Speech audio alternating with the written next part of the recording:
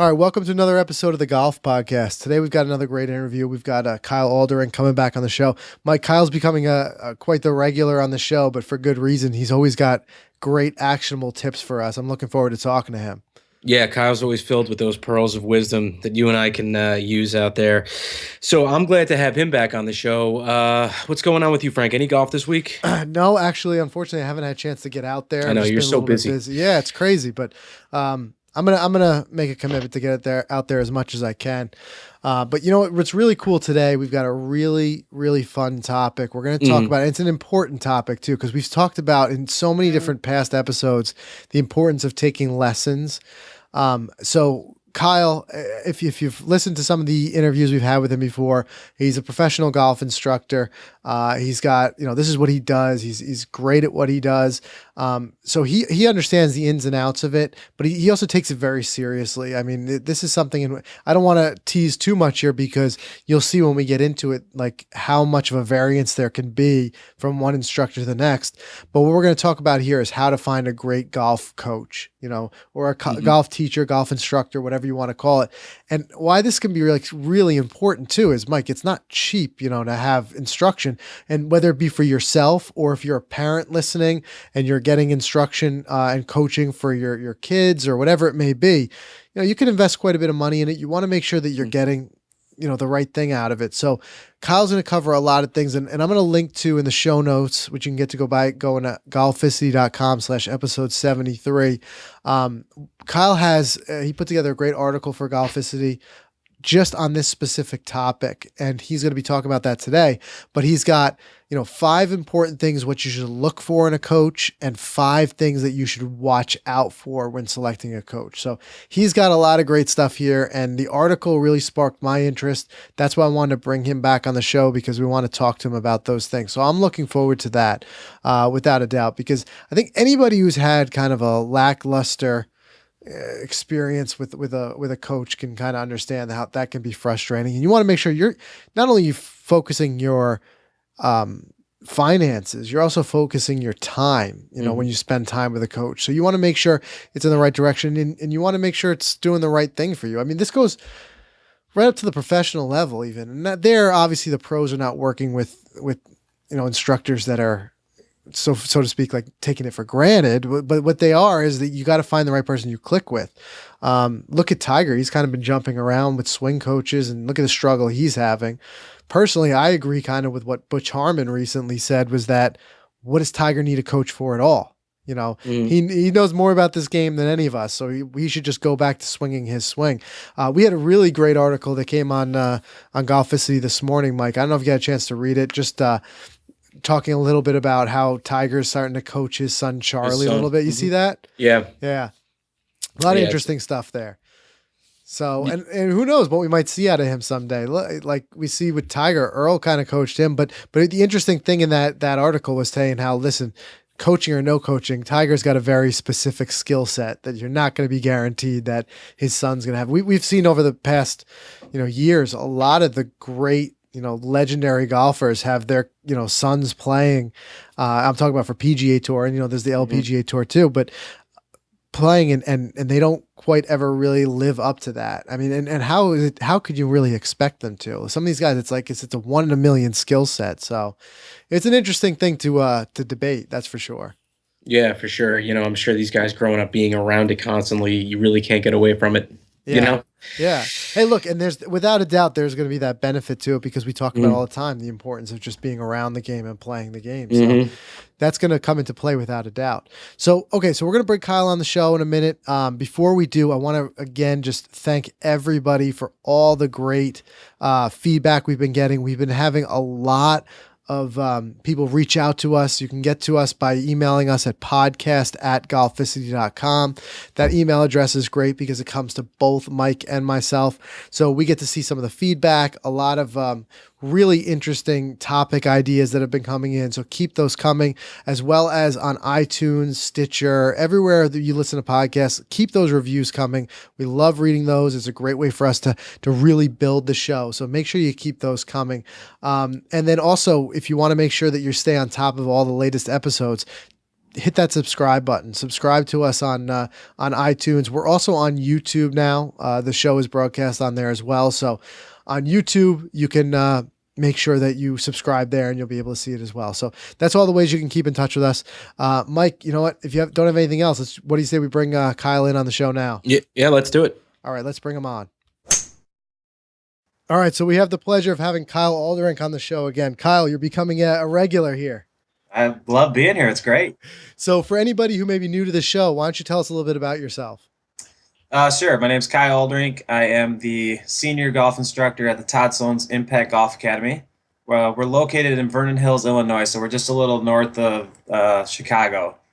We are fortunate to be ranked the #1 golf school in the Midwest, so that's a nice stipulation to have. But yeah, so we're getting into the season here. We're really, really going after it. I'm also the owner and creator of the Grind Golf app, which has been kind of a cool thing to really help players get going. So yeah, but excited to be with you guys and talking golf. So between that and the lessons, keeping you busy, huh? Yeah, it's a really busy time of the year. When you're seasonally like this, it really, obviously jumps and everybody wants to get after it kind of from that, May to August is really really the go time here. So yeah, it's been good. Kids are out of school, tournaments are starting, and so we're full swing here. That's great. Yeah, take advantage of every bit of daylight. Mm-hmm. Yeah, absolutely. So today what we're going to talk about, and you had a great article you published on Golficity, so I want to go through that, and I'll link to that in the show notes. But the idea of how exactly to go through finding a great golf teacher, coach, or instructor. And why I really like this is because one thing that it kind of surprised me, and I had an idea about this, but when I first kind of really sunk in when I read your article, is this idea that really anybody, so to speak, can kind of hang up a sign and be a golf instructor. Is that true? That's absolutely true. The only thing you really need is a location. But every golf facility of some sort has some instructional program at this point, and yeah, I mean, there's people who even freelance at places that will let them. So yeah, I mean, there's really no certification or qualification, which makes it a little bit tricky to figure out who you should go to. Is that pure fact? Is that anybody can really do it? And that amazes me and I think there's got to be a lot of people who kind of take that for granted, don't even think of it. Because when you hear golf instructor, you kind of just think in the back of your mind, okay, that's got to come with something. There's got to be some way that person's doing that. But as you're saying, it doesn't really have to. I mean, one thing for sure would be, I guess that would be that PGA certification, right? If that would be one thing. I mean, we're going to talk about in a moment about certifications and stuff to look for. But off the top of my head, I guess that's one thing that people can look for, right? PGA is good. The actual PGA of America is more business-based, though, believe it or not. That's not a huge focus on teaching. Okay. I think they are starting to restructure it, but the program I went through was more about running a golf shop and running events and managing the food and beverage services, merchandising. There was a small focus on teaching, but very small. So, for the most part, my background and everything, I do have certifications, which we can talk about down the road, but my background more came from just experience. Mm-hmm. And really spending the time kind of seeking out the best people I could find and learning from them is really how I learned, and then just really getting into it. Any really good golf instructor will tell you that they gave bad lessons to start, and I'll be the first to admit that I'm sure my first year or two was probably not great, but you learn from experience, and you learn to keep getting better, and that's hopefully what the good coaches out there are always trying to get better. I work with Todd Sloan's, who's a top 50 instructor in Golf Digest, top 100 in Golf Magazine. He's a very renowned teacher around the area, and he'll tell you all the time. He's been teaching for 40 years, taught tour players, had a lot of success, but he's always out there trying to learn, get better, because it's just that passion for it. And we just feel so privileged that people come to us and, will let us basically help them with their golf game, that, we want to make sure we're absolutely doing the right thing for them. Yeah. Like I said in the article, I couldn't sleep at night if I knew I'm doing anything to jeopardize somebody's future in this game, whether it be giving bad information and somebody can get hurt, or if they just get off track, and whether again, I teach a lot of competitive players, so if they're faltering in their tournaments, that's hard to that's hard to live with. Yeah, I liked your wording right in the article where you talked about essentially having their future in your hands, because you take a young, very impressionable golfer who's at the beginning of their career, and it's so true. You can set them kind of on the wrong path, and that's why too. And I preface the top of the show saying this, not only for just somebody like myself who's maybe looking for golf lessons, but also for the parents out there who are kind of making the decision for their kids, and they know they want to set them down the right path. That a lot of the stuff we're talking about here and a lot of stuff we're going to talk about tonight goes into that, where parents are doing that research and they need to know and understand that anybody can coach. So you've got to be able to find the right person, because it's true. They have their future in their hands. They could be, as you said, sending them down that wrong path. So that's another thing that definitely needs to be considered. Yeah, 100%. It is the parents' really role for the kids. I mean, because the kids aren't going to know, and they really shouldn't. I mean, they're young, impressionable. They don't know much better, so they can go out to anybody and think that they can help. And a lot of times, good players, they'll rely on what really anybody says. This person said this, or right. My dad said that, or something, just misinformation, but they don't know better. So I would say it is kind of the parents' role for a junior, especially, to kind of help them filter through that and figure out what is right for them and what might not be. Absolutely.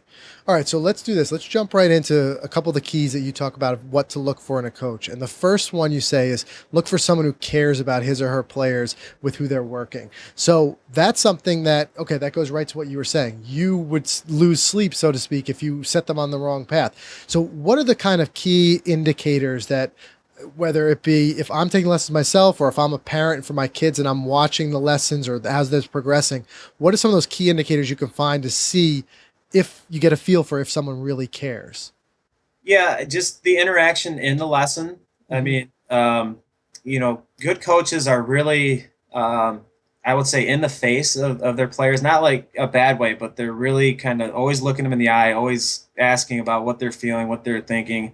And then more importantly, I think the follow-up between sessions is huge. Not just here, it's a couple things, go work on it, we'll see you later. Right. But, I spend, an hour, 2 hours every night when I get home texting with kids or parents or whoever I'm coaching, and just, how did this go? How did that tournament go? What are you feeling? Just stuff like that, and just trying to always talk with them, to staying in touch. Even your app is an extension of that, right? Absolutely. And that's really why I created it, because it's becoming so hard to always be in communication. So it helps me when they come back. I basically have a tab on my phone where I can pull it up and pull up their stats and say, okay, this is what happened this week. And we can sit down and say, here's some of your strengths, here's your weaknesses, and then develop a plan for that. Yeah, that makes 100% sense, because, and we'll talk about in a minute about the things, not, the opposite side to what to watch out for, but it is true. I mean, I've seen it before where, and I've even kind of firsthand had that happen to me, where if I take a lesson at some of the bigger stores, so to speak, I don't want to sell any one of them out, but if they have it where they have a bunch of bays and they do lessons, and you might have one guy who's kind of bouncing back and forth, or he's like, yeah, hit that and try that, and I'll be right back in 5 minutes. And you can kind of get the feel right there that they're not really giving you that attention that you need. So going from that to the second thing, you talk about looking for someone who is known for helping players. And I think this is a good thing. If you kind of keep your eyes and ears open, this stuff kind of bubbles to the top. When I played way back in high school, I remember there was a lot of coaches around, but there was one coach in town that just seemed like everybody went to, because it just word of mouth, you just hear like, listen, this is the guy. And it would just be like, his schedule seemed like he was packed. But, how else could you think of that somebody can find somebody like, how do they kind of get that idea of who's known for helping players and who the ones are to kind of stay away from, so to speak? Yeah, it's out there. There's a big network, and if we talk about the kids side of it, and they're playing in tournaments, they're going to talk to the other kids and the ones who are playing well, and the parents communicate, so they can kind of figure that out from there.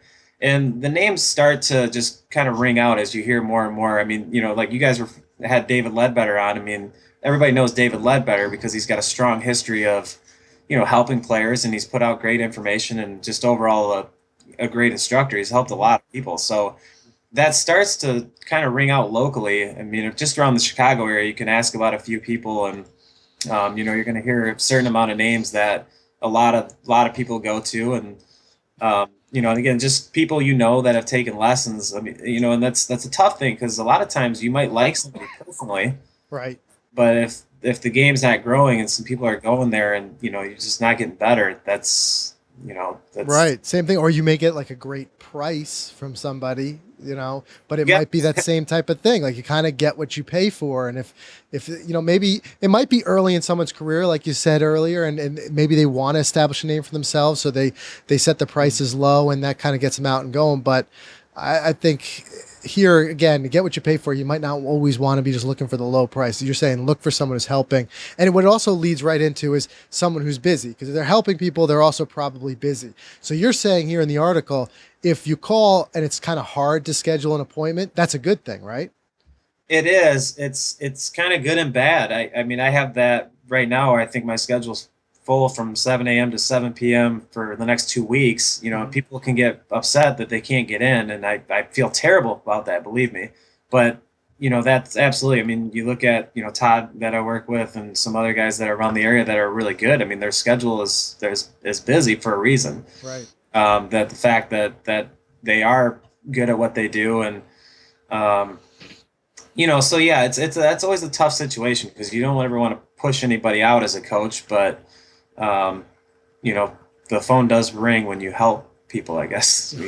Right. I can imagine. So I think a good thing to do then is if you do find a coach or start to hear about a coach that, as we talked about, is kind of well known in the area or whatever it may be, and they're usually busy, a good thing would be to get on their schedule early, maybe call in the off season or something like that, right?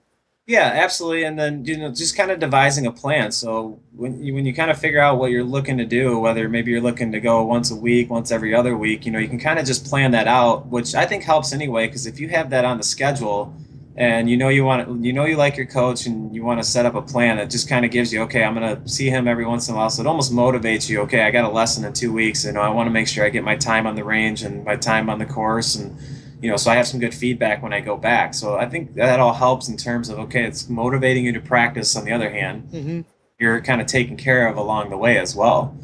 Yeah, that makes a lot of sense. All right, moving right along because we got a lot of points we want to cover. Another thing you talk about is finding somebody who listens, and this is a good tip because it is kind of alluring, so to speak, to have that idea of as you said, long, like coaches who give these great long-winded speeches, and we're kind of drawn to that idea. But the other side of that coin is that you don't have to find a coach who seems like he's always talking. We're looking for someone who's listening. And what you had talked about here too was going back to the Let Kids Learn article that we talked about a little bit on a previous show too, is kind of letting them take the lead and almost finding the answers and then verifying that rather than always feeding them the information. Is that correct? Yeah, the truth is when you do take a lesson in golf, the coach for the most part is not going to be with you a lot. So the most lessons you might see him once a week, once every other week, what it is. So, in a perfect world, we're, as a coach, I'm trying to get people to be their own self teachers. So, I want you to be able to take the information I give you and kind of diagnose it. But if I'm always telling you what to do, and then kind of rely on that, and then you leave and go play, you might not really. What did he say? So you kind of right. All of a sudden you don't quite have that. So it's good to let students really take in the information and kind of process it, think about it, and then you can fine tune it as you go along if it's not quite getting it. But yeah, I think that's a big thing, and it is true with there really is no long-winded speeches. I mean, John Wooden, they said he maybe talked a tops of a minute long when he would talk. It'd be to the point, just really focus points. And in golf, we can't really process more than one or two major things anyway. So you kind of want to hit those points, work on it, fine tune it, repeat it, and then just keep going through that process until it's second nature for you. Right. So in a way, you're almost helping give the student more of that critical thinking on their own, like way of thinking through the process. I like what you're saying there because you're not going to always be there. You're not going to be there on the course with them when they're playing, around in a tournament or a league or something like that. So rather than having them rely on you every time showing them or telling them what to do, they can kind of think about it and say, and more maybe harken back to be like, what would my coach think of this decision? More so than saying, what would he say right now? Right, absolutely. I mean, that's a great way to put that, because golf, it's critical thinking. You know, you Yeah. got to, just as much as it is learning the mechanics and the technique, it's really solving problems out there. You know, we got to solve a problem with wind, you know, the lie, the distance, what type of shot you want to hit. So absolutely, we got to, you know, golfers really need to be able to take that on their own. You know, the pros are a little different because they'll have caddies out there helping them, but you know, even then, they don't have a coach out there tweaking their swing as they go, and you know, they got to be able to learn what their shots are, what their tendencies are, and really learn how to, you know, just take that and, okay, here's my keys when I'm out there. Yeah. And, you know, this is, I know if I do this, and build that into a routine, and then, you know, you can go from there and really, really play your best. So, yeah, I mean, I just think that's it. And the more we talk and the more, you know, I just think, well, there's a lot of instructors out there that love to hear themselves talk. Mm-hmm. You know, and that's just the truth. And, you know, they really try to sound smart, which is one of the keys we'll talk about in a little bit. But that's one thing you got to be careful of is, you know, the guys that are trying to quote biomechanics and anatomy and physics and stuff like that. I mean, really, we should be simplifying as much as possible. If you can have an easy key of, you know, this is how I square the face by my knuckles down or something like that, is a lot easier than, you know, you need to pronate my wrist and Right. stuff. And on the student's end too, I think at least for me personally, I would rather walk away with a coach who gave me 2 or 3 extremely actionable, very succinct things that I can work on, rather than thinking whoa, I'm trying to process everything he said. He threw the kitchen sink at me, so to speak. You know, I could see that there too. So that's where I would get that feeling more that they were listening to me if it was just that way of approaching it. All right, jumping into the next one. This is something that I definitely wanted to get your take on. You say, look for someone who has qualifications and certifications. So we talked about earlier, there's none that are required to teach. So what is it that we should look for? What are those qualifications and certifications that coaches might have that would be something that would be an indicator that this is a good, you know, this is a good potential here?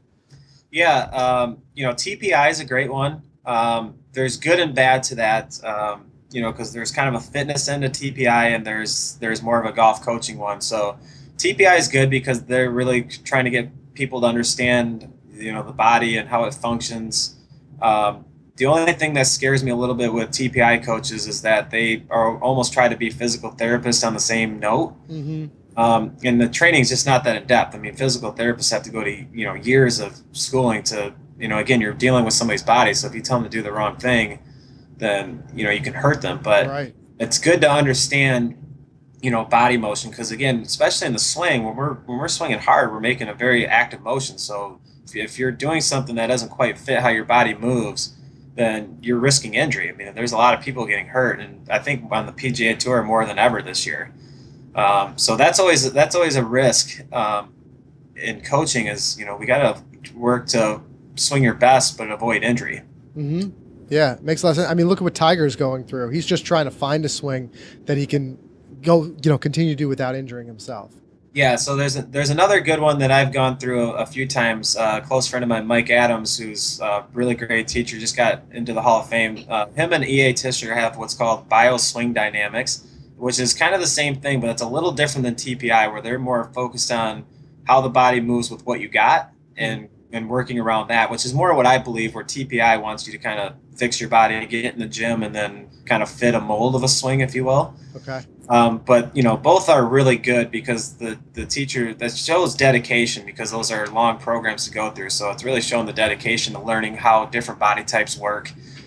So those are really 2 good types, because, you know, another article I sent to you guys, there's just no model swing. It just doesn't exist. Right. So we can try as hard as we want to fit a mold, but it's just not going to happen, because players have, you know, different arm lengths, torso lengths, leg lengths, flexibility, different. One hip might be stronger than the other. So, you know, just got to figure out what the player can do and be able to work around that. So those are 2 good certifications. The PGA does have a good teaching certification. I believe it's called either a master professional or certified professional. That is more geared towards the teaching aspect of it. Mm-hmm. So those are 3 off the top of my head, and there's other stuff out there. You know, a lot of the big name teachers, if you will, have certifications. I think Jim Hardy has a certification course. Hank Haney. So those are all good because they're learning under, you know, obviously great, respectable teachers. So anything like that's probably going to be pretty good. And plus, what you said is true, that a lot of them do require a lot of investment on the teacher's end as far to go through those. So it does lead back to one of the topics we talked about earlier, showing that they do care. So it's not just a guy who has walking with no certifications whatsoever, which might not be an indicator of something wrong, but could also show that they're just kind of going through the motions. Sure, 100%. Yeah. So like you said, it does show that, they're trying to learn, they're trying to get better. And, like I said, any teacher is going to tell you, like any great teacher, they don't know it all. And there's still a lot to learn. I mean, there's so much that we're discovering. And that's the one nice thing about technology does help us with TrackMan and force plates and brain mapping. And we're really finding out a lot of data that's helping just kind of solidify some things we might have believed and disproving some other things we might believe. TrackMan years ago when it first came out really kind of changed, not necessarily kind of the ball flight patterns, not necessarily the ball flight laws, but the ball flight patterns kind of proved those wrong a little bit. Started proving that the ball flies more to where the phase points as opposed to the path. And so stuff like that, years ago we might have thought was different, it's really helping. So it's making the game a little bit easier, but it can also go the other end where we get too kind of technical, or some people might use TrackMan too much and not really worry about what's causing the numbers. So, again, certifications are great, but that's not, at the end of the day, it doesn't always mean, good or bad. Right. And, there's one other one too. I mean, those are the 5 points you talk about in the article, but one other one that I would say and throw in there is finding somebody you're comfortable with. We've talked about this before, when we've had you on the show previously, and I think this is an important one because somebody could be, on paper and practice, whatever, the best coach. But if you're not comfortable with what they're teaching, or it's not a bad sign of the coach. It's not something wrong with you. It's just, you have to be comfortable, and there's nothing wrong with switching it up and finding somebody else. Right. Oh, absolutely. I mean, there's just sometimes there's not a fit. Right. One thing I really respected from Sean Foley, he said one time that he's pushed people away because they just felt like they weren't going to be a good fit together.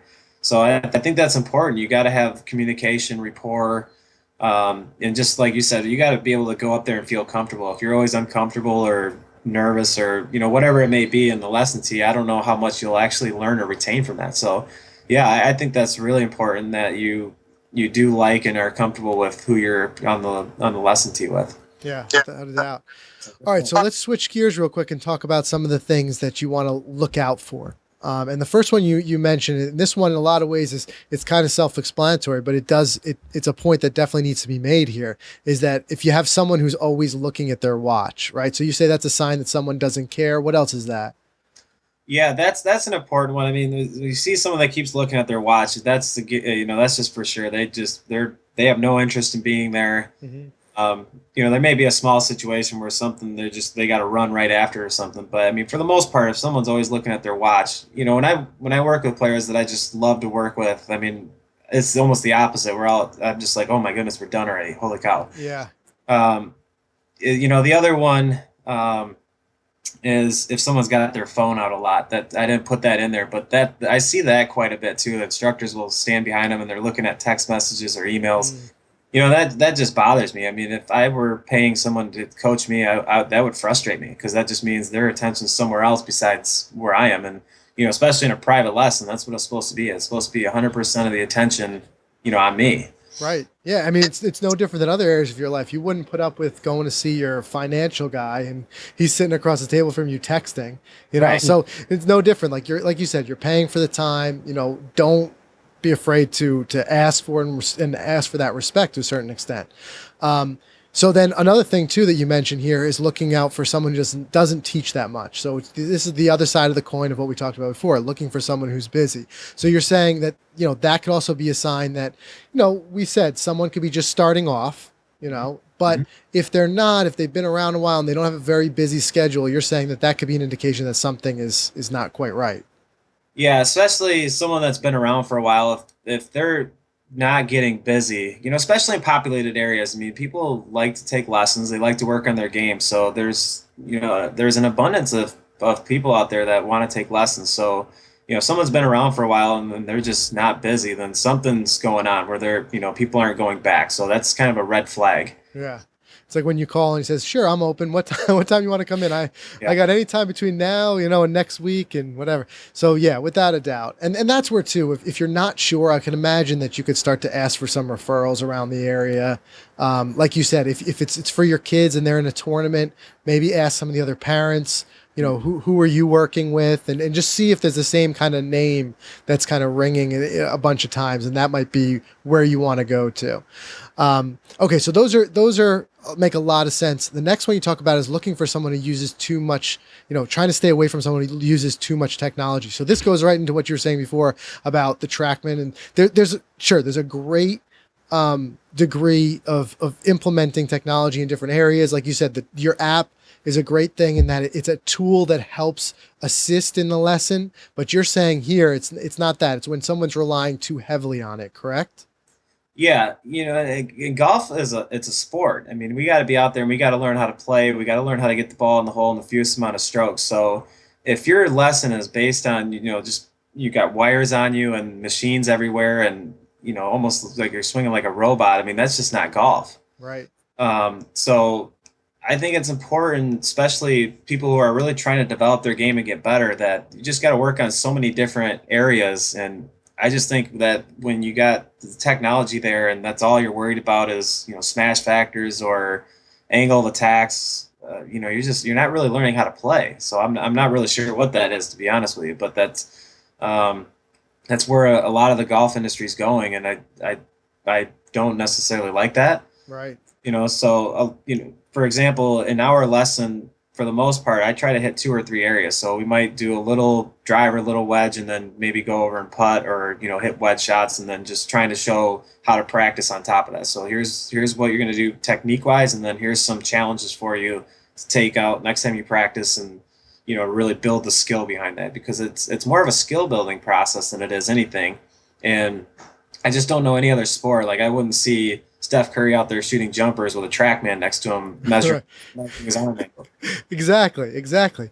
And what you were starting to lead into there goes into our next point, and this idea of looking out for, and it's not a good sign if you have someone who's always on the driving range just working on the swing. You talk about working on the game holistically, and this is a point that really I want to drive home, because sometimes we get so wrapped up in with our lessons that we always want to say, quote unquote, fix our swing, or we want to have that, that great swing, but we don't really think about score. Like you got to learn to score in this game. You got to learn to actually play. We had, on the show a couple weeks ago, we had Dan from the Dan Plan.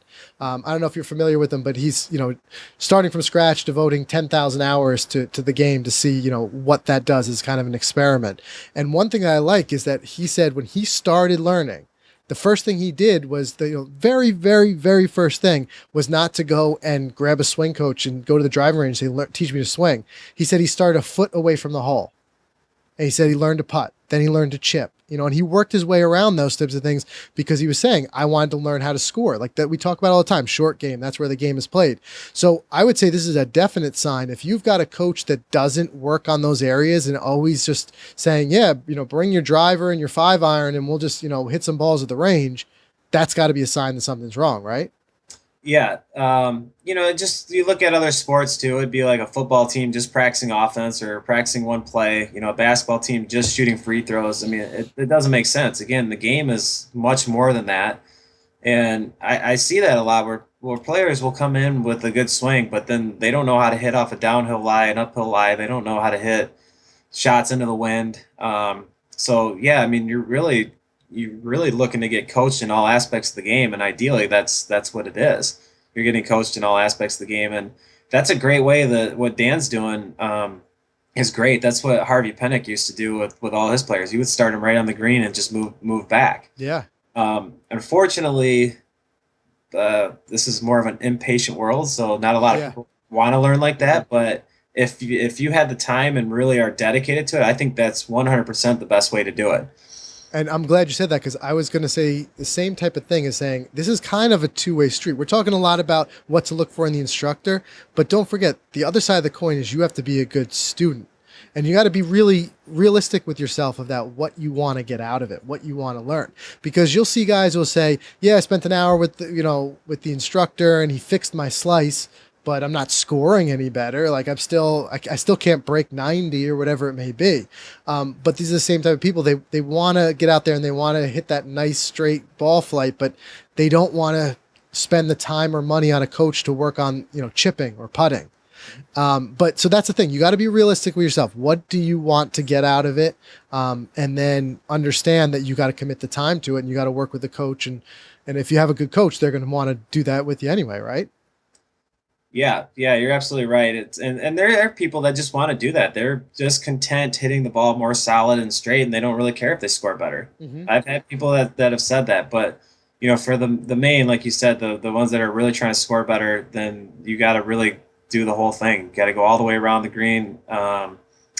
Spend some time on the range, and then more importantly, really practice on the course. And then you guys have done some good stuff about talking about practice on your shows, and but I think practicing on the course is every bit as important too, to really be able to take that game and just to score better. Because I think there's a certain amount you can get done on the range, but eventually it's got to get on the golf course and work on stuff out there too. So that's kind of another indicator to look for too. If you see a guy who just gives lessons at the range versus somebody who offers that and also playing lessons on the course, right?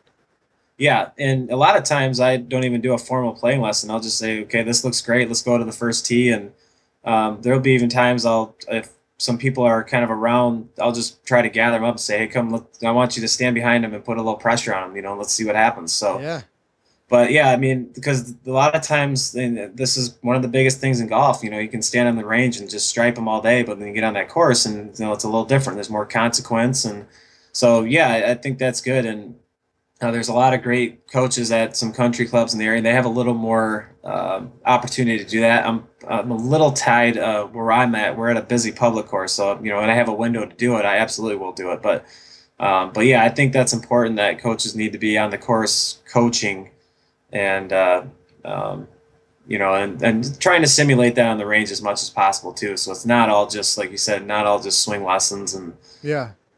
Yeah. So. All right, good. And this last one is one that I definitely have a question for you, because I want to make sure I'm fully understanding about it. You say, you want to steer clear of someone who teaches a quote unquote method, so you say that, this is something that your words are like, it's kind of unreal to you that people are still doing this. And one thing that makes a lot of sense here is it's true. Look at all the different swings we see on the PGA Tour and the LPGA Tour. It's not like we're trying to create the same swing for everybody. And this is something we've talked about before, and we talk about the idea of saying, okay, learn to work within your swing, make your swing work and score with that.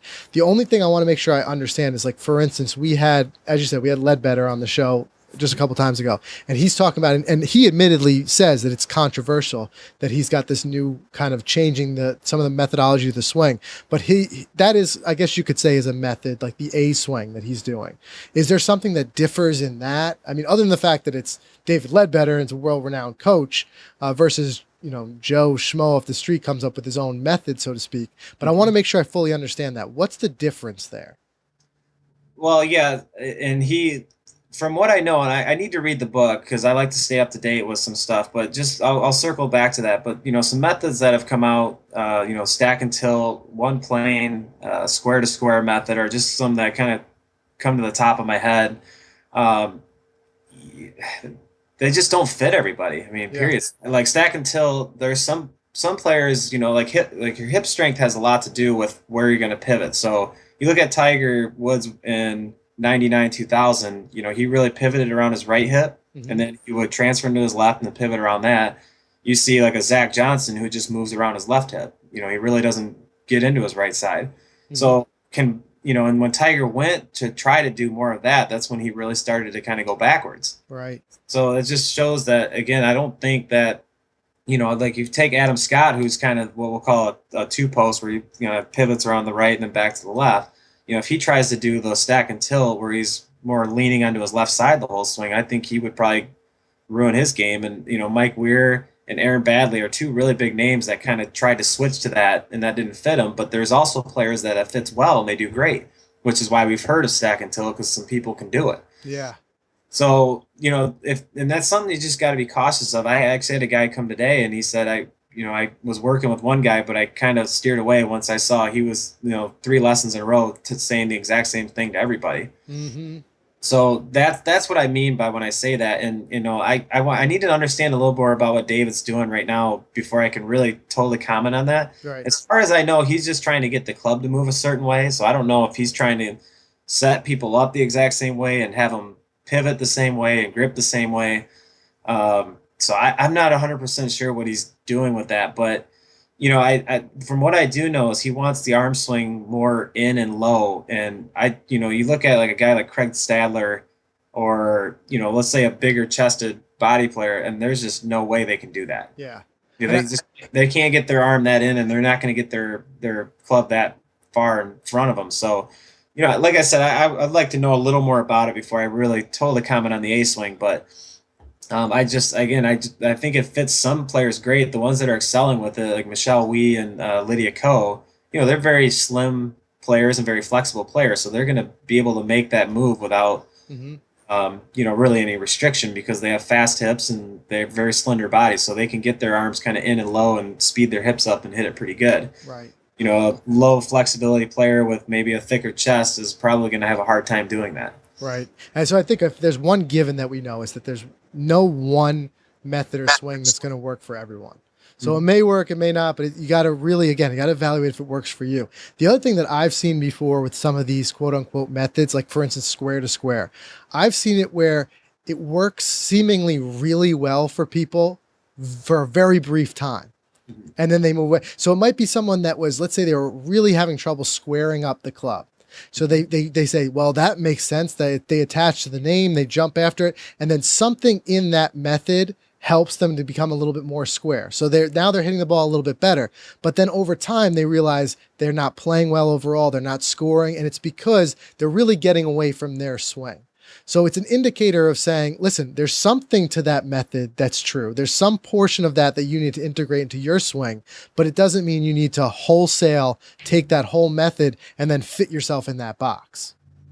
Yeah, every method swing has good stuff to it. Like I wouldn't discredit anything. And like I said, there's some of those methods work just beautifully for some players. Right. So everything's got something good behind it. So yeah, I mean, and sometimes it might just be you're trying something new and it's like you hit a good shot. Whoa, this might work. Right.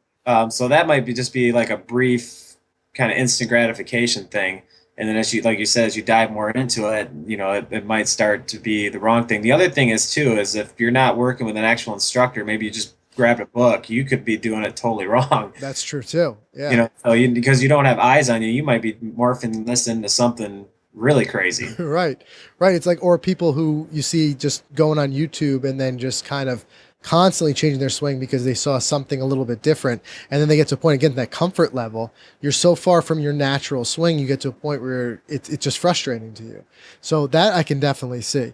So one thing that, just to kind of reiterate that for everybody out there who's listening, one thing that I really liked what you said is that if you see that coach that's giving everybody that same instruction, there's definitely a problem there.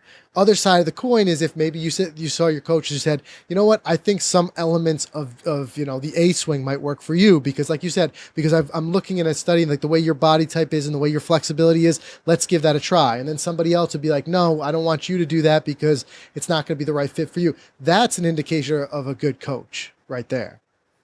Yeah, absolutely. I mean, they're tailoring the instruction to the player based on what they can do swing wise. Yep. And then also tailoring, the lessons should be tailored based on your strengths and weaknesses, which is why statistics are so important. And I think you guys talked with the guy that wrote Golf Tough, right? Yes. Yeah, and that was a great book. I read that, and he really, really harped on statistics and making sure you have those stats in front of you, so you have a plan for your game. So that was a great interview. I really enjoyed that book, and it's important because everything you should do should be tailored for you, not just some kind of general instruction. And that's where we got to be a little careful with YouTube, and again, just trying not to tinker too much around and trying one thing one day and one thing the other, because it's going to happen, and it's guaranteed to happen, is you're going to get on that first tee and you're not going to know what to try to do. Right.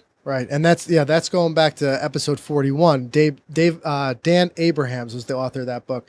And that's so true. Like you said, the stats, whereas there may not be one swing for everyone, one thing we can say is that stats will tell the story for everyone. It's going to be a different story for each person, but it will tell the story. That's why it's so important to keep those key stats. So, all right, kind of wrapping this up, that kind of leads me into your one thing, and I wanted you have a chance a little bit to talk about your app. That's one thing that you can integrate with your app, right? Where you can put the stats in there, and then it kind of helps. And I've been playing around with it a little bit. We're going to do a full review on Golficity for that. But you can even set up and tailor a practice plan, right? Is that how that works? Well, the good thing is the app will make practice plans for you based on what, how much time you have to allocate towards practice. So that's one thing you'll set up is I can practice, maybe 2 days a week for an hour a day. And based on, we kind of came up with this algorithm based on the strong, basically your strong suits, your weaknesses, and it'll develop the plan for you, lay out what kind of challenges you should be doing. It kind of goes from easy to hard too. So as you start completing some practice challenges, it'll get harder and harder, which is good. If you can make 5 putts in a circle in a row, then the next time you should try 10. Right. It's like simulating that pressure we talk about. Yeah, 100%. So that's the nice thing. And the good thing for me as a coach, I have it set up where when players do enter their stats and it tracks it by month, kind of what's trending up, what's trending down.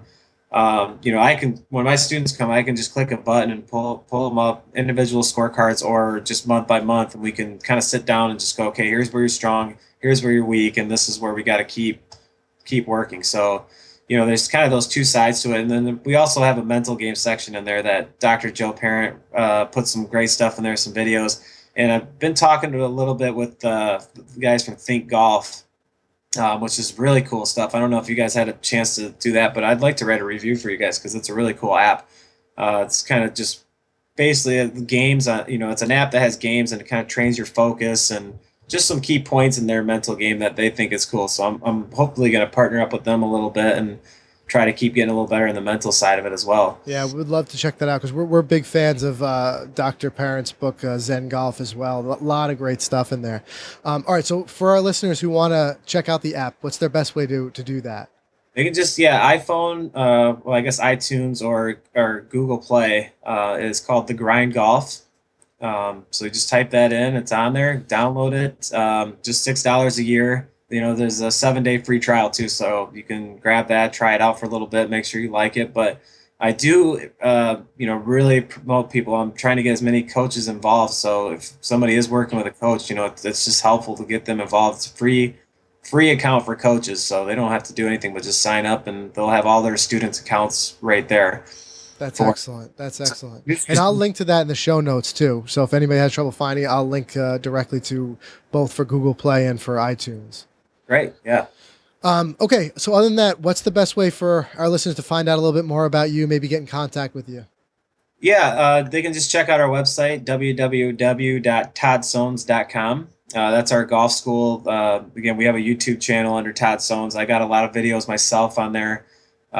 They can check out the Grind Golf's website. I got some information on there as well. So that's www.thegrindapp.com. And absolutely. So hopefully any listeners would be, we do a great program every Saturday through the summer. We do short game schools. We do a full day and a half day version. And we do golf schools basically every week through the summer, but going back to the scoring aspect of it, we focus mainly on short game. So we call it the scoring zone. Actually, the name is, kind of unique to us, which is really cool. But it's been a great program. So any local, listeners in the Chicago area would be, beneficial to check that out because we've really been able to help a lot of players with that program. That's excellent. I wish I was out there. I could jump in there. But all right, great, Kyle. Lots of great stuff today. I really appreciate you coming on the show, giving us these tips. Anybody, like I said, anybody who's out there who's looking for a golf coach, looking for a teacher, for yourself, for your kids, or whatever it may be, make sure, heed this advice because there's a lot in here. And like we talked about, this is something that's going to set you on the right or wrong trajectory. So you want to make sure that you're working with the right coach. So follow this advice, the things we talk about to look for, things to look for on the bad side as well. And you should be on the right path. So Kyle, I appreciate that again. And thank you again for checking back in with the show. Always great talking golf with you guys. All right. Thanks, we'll talk Kyle. to you. We'll talk to you soon. All right. Take care. All right, that was a great interview with Kyle. I know this is one of our longest episodes, but like I said, I did not want to cut it off. We've got so much great info from Kyle. Lot to cover there because we talked about the importance of it. Like what goes into really finding a coach and why that is so important, because a lot of your path, so to speak, is in their hands. So you want to just do your research, check that out. I know like I said, I know we covered a lot, so I'll link to the article in the show notes that breaks down all the points that Kyle made, the 5 things, the good things to look out for, and the 5 bad things to kind of avoid. So that'll all be in there. You can get to that by going to golficity.com/episode 73. And then we'll be back again next week. We're going to have even more instruction for you. So tune in then. So again, thank you for listening, and we'll be back next week with more. We'll see you then.